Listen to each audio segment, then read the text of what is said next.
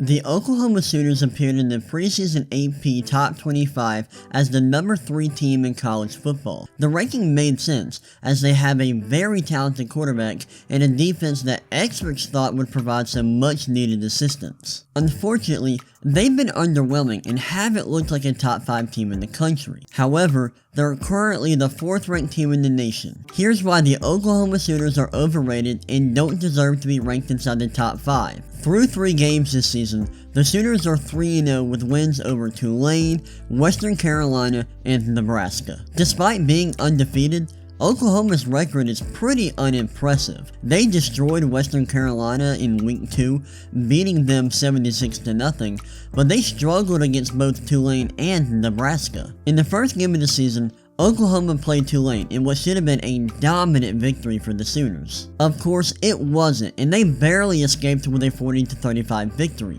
The game itself was pretty incredible. The score was tied 14-14 after the first quarter, but Oklahoma took off in the second, scoring 23 unanswered points as they took a 37-14 lead going into halftime. Unfortunately, they went cold in the second half and only scored 3 points, while Tulane scored 21 points and had possession late in the fourth quarter with a chance to take the lead. Oklahoma ended up getting a stop and secured the victory, but it was an unnecessarily difficult first game of the season. A big reason why Oklahoma struggled is because Spencer Rattler just simply wasn't good. He threw for 304 yards, but he threw just 1 touchdown and 2 interceptions. He did not look like a potential franchise quarterback in this game. I'd also like to point out that Oklahoma got very lucky in this game. Tulane lost 3 fumbles, which is 3 possessions that they easily could have scored 6 points on. Without good luck, Oklahoma might not be undefeated right now. Last weekend, Oklahoma played Nebraska, and once again, they barely won a game in which they were favored by at least 20 points. Oklahoma was very solid on defense in this game,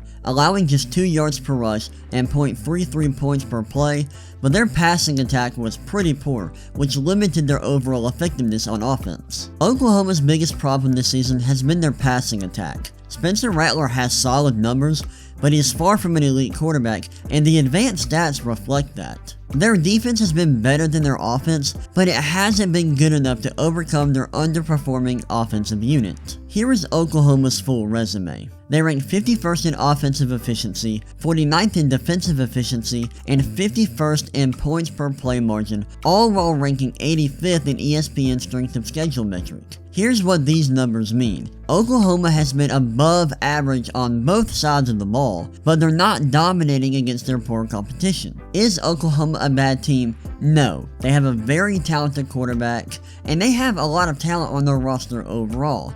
However, they have done nothing to be deserving of a top 5 ranking.